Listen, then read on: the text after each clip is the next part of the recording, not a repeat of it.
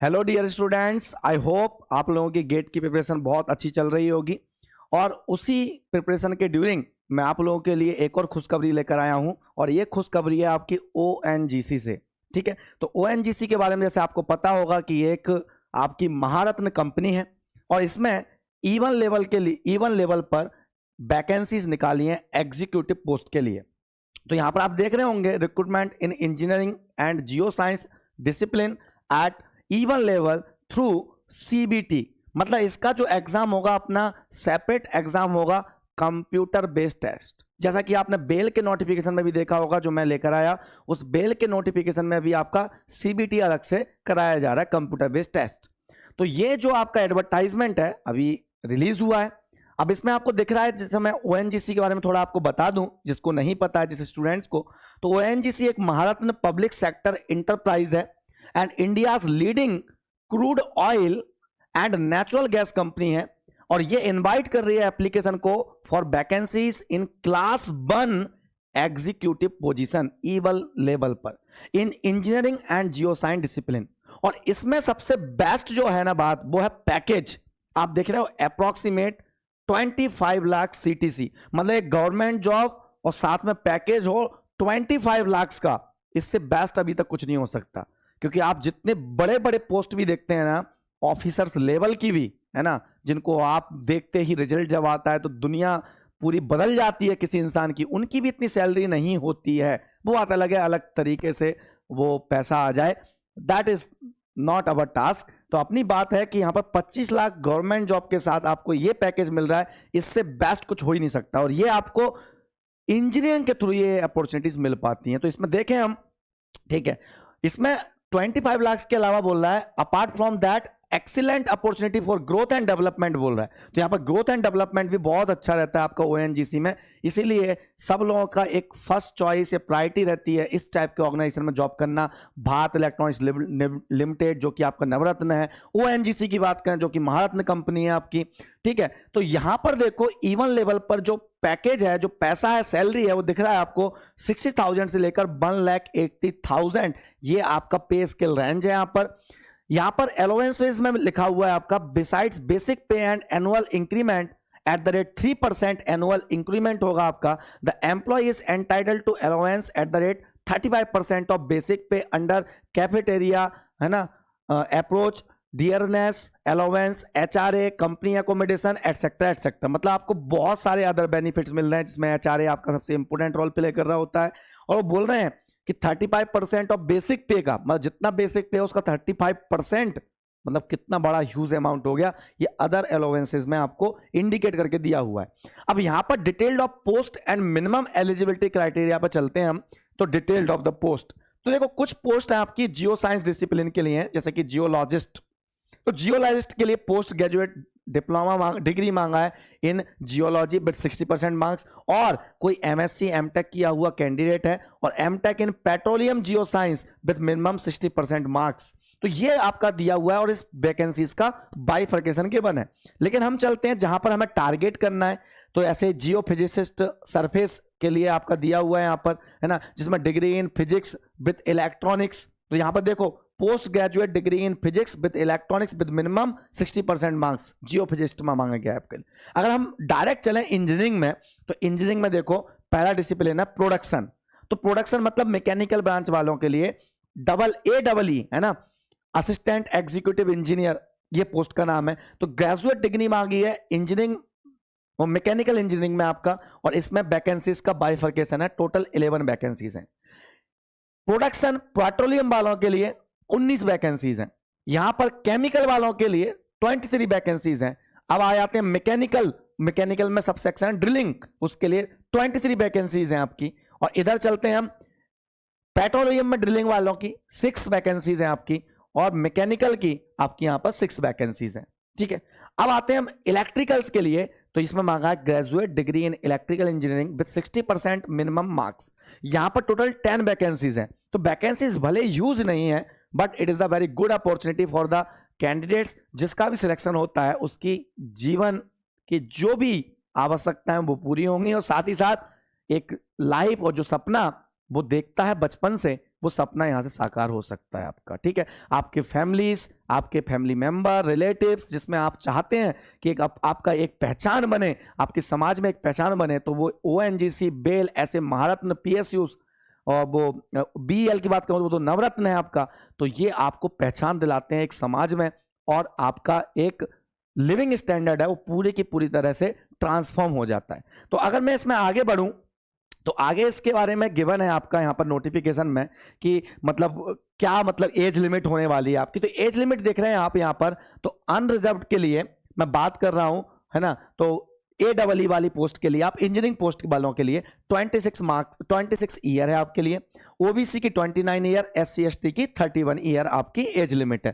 फिर maximum age limit geologist वाली जो पोजीशंस थी उनके लिए यहाँ पर रिस्पेक्टिवली गिवन है आपका। ठीक है, तो यहाँ पर ये आपकी एज लिमिट की बात हो गई। लेकिन अगर हम सिलेक्शन प्रोसेस की बात करें तो सिलेक्शन प्रोसेस मैंने बताया CBT एग्जाम होगा पहले, तो कंप्यूटर बेस्ड टेस्ट होगा सेपरेट, और ये हो रहा है शायद फरवरी मंथ में ही हो रहा है, मैं डेट अभी एग्जैक्ट बता दूंगा आपको। ठीक है, तो जो कैंडिडेट एलिजिबल हैं फॉर्म फिलअप कर देंगे, उसके बाद उनको अपीयर होना पड़ेगा कंप्यूटर बेस्ड टेस्ट पर। और कंप्यूटर बेस्ड टेस्ट जो होगा उसमें आपके टेक्निकल क्वेश्चंस भी होंगे, क्योंकि उसमें ऑब्जेक्टिव टाइप क्वेश्चन है, लेकिन 4 सेक्शंस हो रहे होंगे आपके उसमें। एक है जनरल अवेयरनेस का आपका, इसमें जनरल अवेयरनेस है, BEL में नहीं था, BEL में एप्टीट्यूड एंड रीजनिंग था, तो यहां पर जनरल अवेयरनेस है। फिर कंसर्न सब्जेक्ट की नॉलेज होनी चाहिए जिस ब्रांच से आप हैं, English language and aptitude test, तो 4 सेक्शन हो गए, एप्टीट्यूड भी आएगा, इंग्लिश भी आएगा, आपका टेक्निकल आएगा और जनरल अवेयरनेस आएगा। 2 आवर्स का इसकी ड्यूरेशन जो होगी एग्जाम की वो 2 आवर्स होगी आपकी। CBT score will be consider by ONGC for short listing the candidate.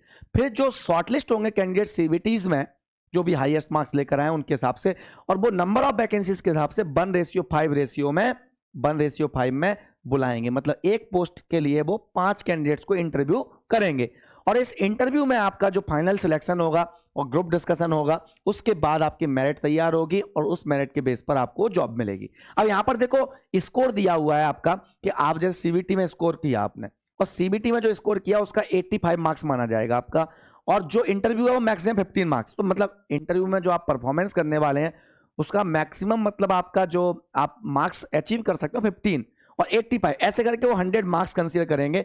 इसमें से जो सबसे ज्यादा लेकर आ रहा होगा वो फाइनली लिस्ट में आपको दिखेगा मेरिट में। ये मतलब इसका पूरा क्राइटेरिया है।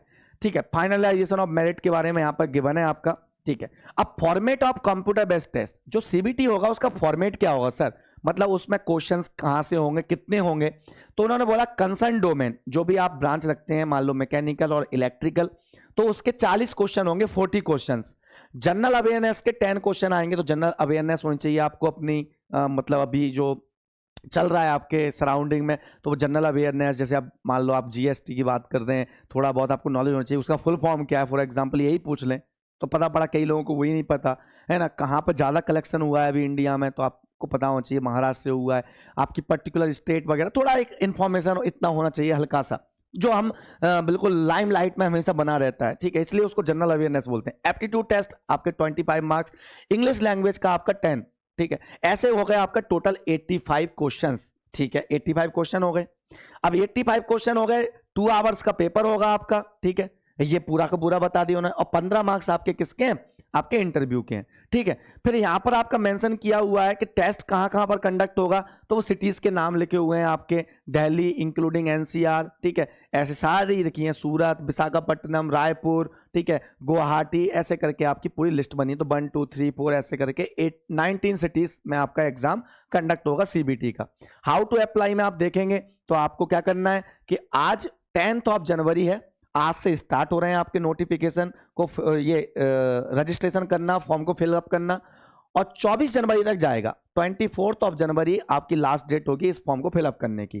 ठीक है, और फिर आप इसमें देख लेंगे क्या क्या फॉर्मेट रखना है आपको, फोटो का, सिग्नेचर का, एटसेट्रा का, है ना, किस फॉर्मेट में आपको उनको अटैच करना है, प्रॉपर भरना है। फीस बता दें हम, अगर एग्जामिनेशन फॉर्म की जो फीस है वो जनरल के लिए 1000 है, जनरल EWS और OBC, है ना, और SC ST के लिए आपका नो चार्जेस है। ठीक है, तो आप ये देख लिया आपने। इंपोर्टेंट डेट्स, ये इंपोर्टेंट हो जाता है कि डेट्स क्या है आपकी। देखो स्टार्ट डेट आज 10 जनवरी है, 24 तक आपके फॉर्म भरेंगे। फिर टेंटेटिव एग्जाम की भी बात बोली उन्होंने, कंडक्ट ऑफ CBT 23 ये बहुत अच्छी डेट है भाई। आप लोगों को लगेगा सर ये डेट तो मतलब हमारी बहुत पास है, हम तैयारी कैसे करेंगे?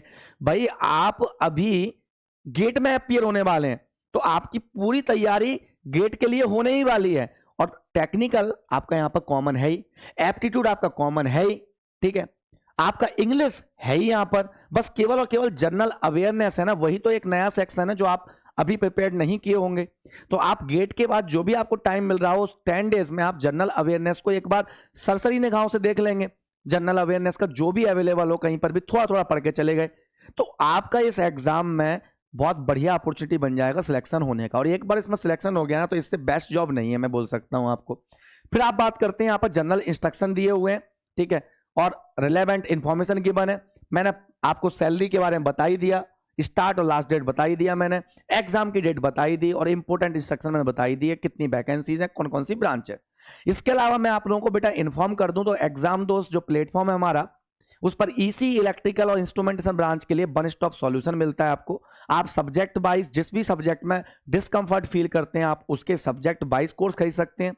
बाकी मैं आपको इन्फॉर्म कर दूं, तो गेट 2026 और 27 के लिए हमारे नए बैचेस स्टार्ट हुए हैं, जो 3 जनवरी से स्टार्ट हुए हैं, जिसमें डिजिटल सर्किट स्टार्ट किया गया है। तो जो बच्चे 2026 में अपने जीवन को सुधारने का एक अवसर देख रहे हैं, या 2027 को गेट का टारगेट कर रहे हैं, तो वो प्रिपेयर कर सकते हैं ईसी इलेक्ट्रिकल इंस्ट्रूमेंटेशन वाले हमारे गेट एग्जाम दोस्त के प्लेटफॉर्म से। और 3 जनवरी से आपके नए बैचेस स्टार्ट हो चुके हैं।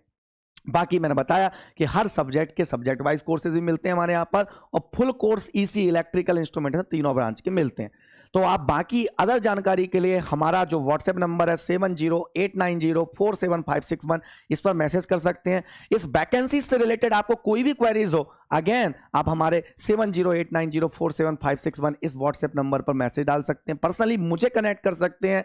हम लोग आप लोगों के साथ जुड़े हुए हैं बिल्कुल, और आप लोगों का जीवन में आपको जॉब मिल जाए, एक गवर्नमेंट जॉब पीएसयू में पहुंच जाए, या आईआईटीज में आपका एडमिशन हो जाए, यही हमारा सपना होता है। सो दैट आपका सपना पूरा होगा तो आपके माँ बाप के आंखों में जो चमक आएगी ना, उनकी उम्र मैं बताऊं ना, अपने आप एक बच्चा सक्सेसफुल हो जाए तो 10 से 15 साल वैसे ही बढ़ जाती है। तो बिल्कुल मेहनत करना बंद मत कीजिए। गेट एग्जाम की जो तैयारी कर रहे हैं, बिल्कुल डिमोटिवेट मत होइए, लगे रहिए इस एग्जामिनेशन के लिए। और गेट एग्जाम अकेला एग्जाम नहीं है, क्योंकि उसके बाद आपका मैंने जैसे बीएल का नोटिफिकेशन बताया, अभी ओएनजीसी का बताया, ऐसे बहुत सारे एग्जाम होने वाले हैं जो गेट का ही सिलेबस रखने वाले हैं लगभग, और उस गेट के सिलेबस का आपको यहां पर यूटिलाइजेशन होने वाला है। तो बिल्कुल अपनी प्रिपरेशन में ढील मत छोड़िए। गेट के बाद गेट एग्जाम कैसा गया डजंट मैटर, जैसा भी गया, अच्छा गया तब भी ठीक, खराब गया तब भी ठीक, अगले दिन से next exam target ONGC, BEL, other PSU जो भी आने वाले हैं उनको टारगेट करते रहिए। Thank you very much for watching this video. अपने दोस्तों को जरूर शेयर कीजिए, शायद किसी का सपना इस नोटिफिकेशन के शेयर हो जाने पर पूरा हो जाए। Thank you.